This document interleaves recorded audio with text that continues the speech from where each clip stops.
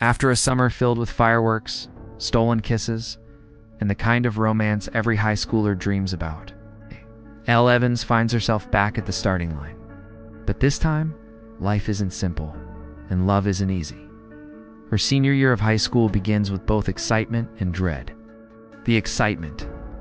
Elle is still with Noah Flynn, the bad boy turned perfect boyfriend. The dread. Noah is no longer around. He's gone off to Harvard, hundreds of miles away.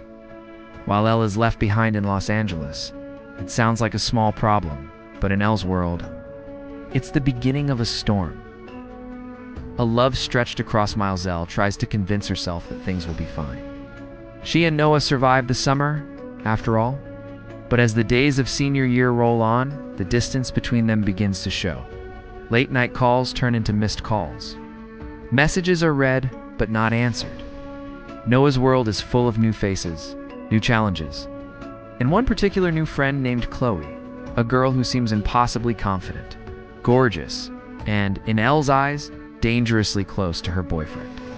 The jealousy creeps in like poison. Elle wants to trust Noah, but every picture she sees of him with Chloe feels like a betrayal. And the more she doubts him, the more she questions whether their summer romance can survive in the real world. The best friend packed back home. Elle leans on her lifelong best friend, Lee Flynn, Noah's younger brother. Their friendship has always been unshakable, built on a silly but sacred set of best friend rules. Rule. #19. Always go to the same college together. That rule means Elle is supposed to apply to UC Berkeley, Lee's dream school. But in her heart, Elle also wants to apply to Harvard, to be closer to Noah. Suddenly, the rule that once made her feel safe now feels like a trap. If she chooses Harvard, she betrays Lee. If she chooses Berkeley, she loses Noah. The weight of that decision begins to suffocate her. The arrival of Marco just when Elle feels her life can't get any more complicated. The school introduces a new student, Marco Pina. He's tall, athletic, talented, and every girl in the hallway stops to stare when he walks by. Elle, however, doesn't fall for him immediately. She thinks he's cocky, too sure of himself. But fate isn't done with her. The school hosts a charity event, a video game booth that accidentally goes viral thanks to Elle's prank video of Marco working out. Suddenly, Marco isn't just the new kid. He's the most popular guy in school. Things escalate even further when Elle is forced to partner with Marco for the upcoming school dance competition fundraiser. She doesn't want to. But the pressure is on, and she needs the prize money to help pay for college applications. Reluctantly, she agrees. Late nights and new chemistry at first. Rehearsals are awkward. Elle and Marco clash over music, moves, and style. But as the weeks pass, their rhythm begins to sync, dancing side by side. Elle discovers something she didn't expect. Marco is kind, funny, and surprisingly understanding.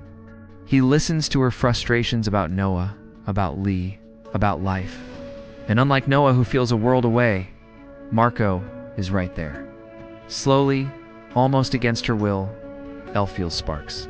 She laughs when he teases her. Her heart beats faster when he smiles. Their chemistry on the dance floor begins to bleed into the real world. Rachel's breaking point, meanwhile, bond with Lee begins to crack. Lee is dating Rachel, a sweet and patient girl who has put up with Elle and Lee's closeness for years. But Rachel has had enough. Every time she tries to plan a romantic moment with Lee, Elle is there, tagging along, inserting herself. Oblivious to the effect she has on their relationship, finally, Rachel confronts Lee. Either he sets boundaries with Elle, or she's done. Lee, torn between his girlfriend and his best friend, lies. He promises Rachel he'll talk to Elle, but he doesn't. Instead, he hides the conflict, hoping it will go away. But secrets, like cracks in glass, only grow bigger with time. Doubts at Harvard while Elle is juggling Marco. Lee and Rachel, Noah is fighting his own battles at Harvard. He's lonely, lost, trying to fit into a world that feels completely different from the one he left behind. Chloe becomes his lifeline, a friend who listens, who challenges him, who makes him laugh. To Noah, she's just a friend. To Elle, watching from afar, she looks like a threat. Their phone calls turn into arguments. Every conversation ends with doubt instead of comfort. The distance between them is no longer measured in miles, but in trust, and trust is running out. The Thanksgiving disaster, when Thanksgiving arrives, Elle tries to balance it all. She's juggling college essays, dance rehearsals, her friendship with Lee, her growing connection with Marco, and her fragile relationship with Noah. But the holiday turns into a nightmare. Elle accidentally reveals to Rachel that Lee never told her about the ultimatum. Rachel feels betrayed by both of them. At the same time, Elle discovers a woman's earring in Noah's room at Harvard. Panic floods her chest. Could it be Chloe's? The evidence feels damning. Elle begins to unravel. For the first time, she wonders if she's losing everything. Noah, Lee, Rachel, and maybe even herself. The dance competition, despite the chaos, the dance competition finally arrives. Elle and Marco take the stage, their routine polished to perfection after weeks of practice. As the music blares and the crowd cheers, something magical happens. Their moves are in perfect sync. Their energy is electric. The audience roars as if they're witnessing not just a dance, but a love story unfolding in real time. And in the final moment of their performance, caught up in adrenaline and passion, Elle kisses Marco. The crowd erupts and cheers.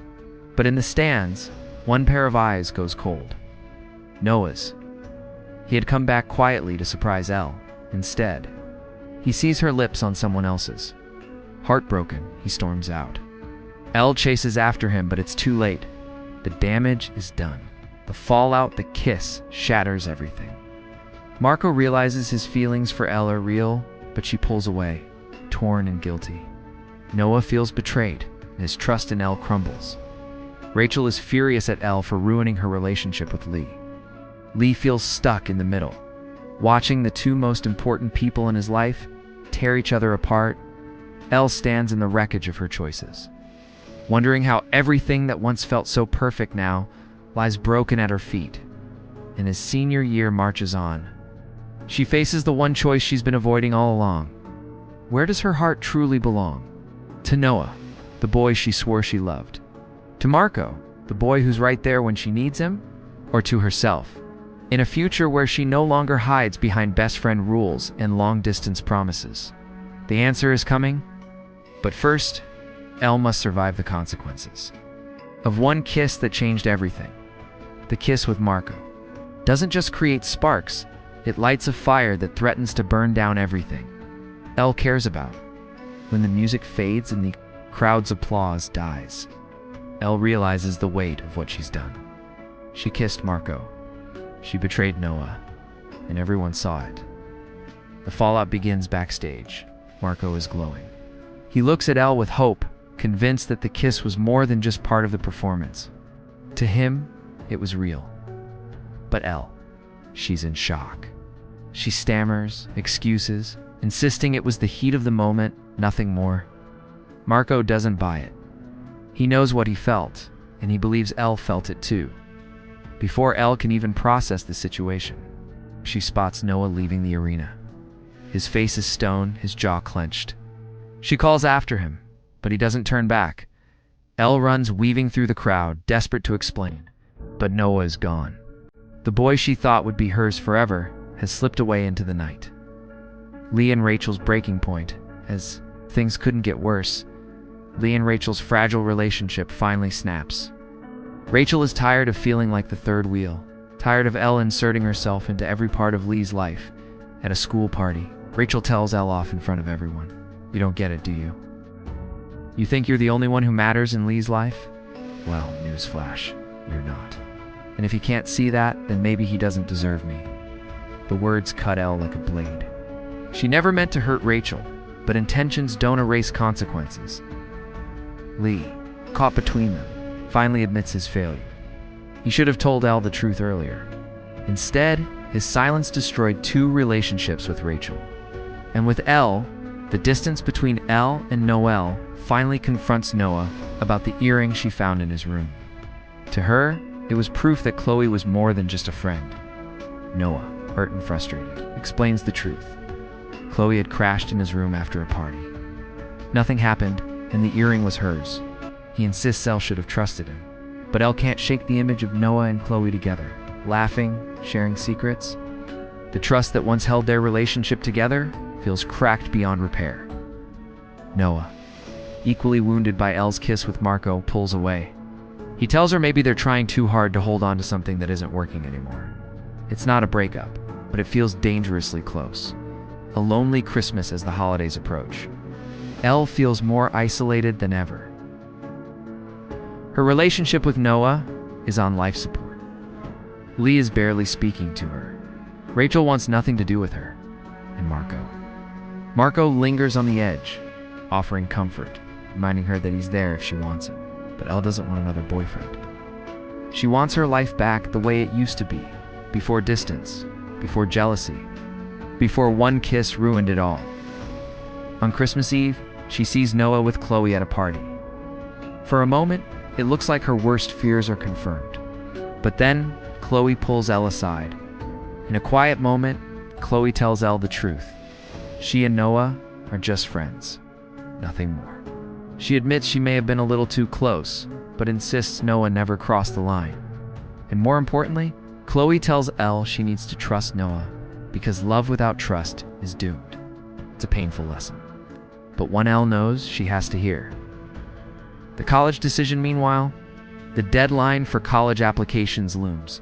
Elle has secretly applied to both UC, Berkeley and Harvard, breaking her promise to Lee, but also hedging her bets with Noah. When Lee discovers her Harvard application, he feels betrayed.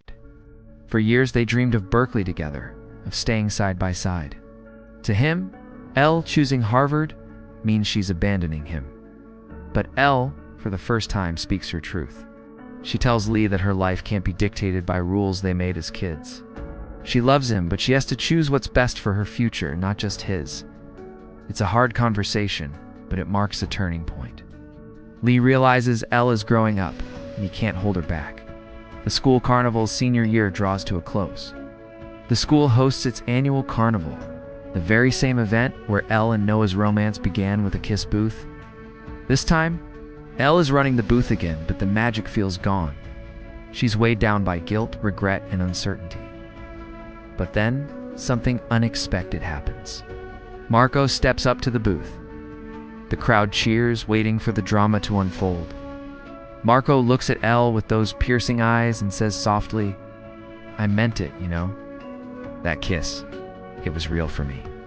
For a moment, the world holds its breath. Will Elle kiss him back? Will she choose Marco over Noah? But Elle shakes her head. Her voice trembles, but she's firm. "I'm sorry, Marco, I can't. My heart belongs to Noah." Marco's face hardens. He hides his pain with a smirk, but his words reveal the truth. "One day you'll realize he's not the one for you.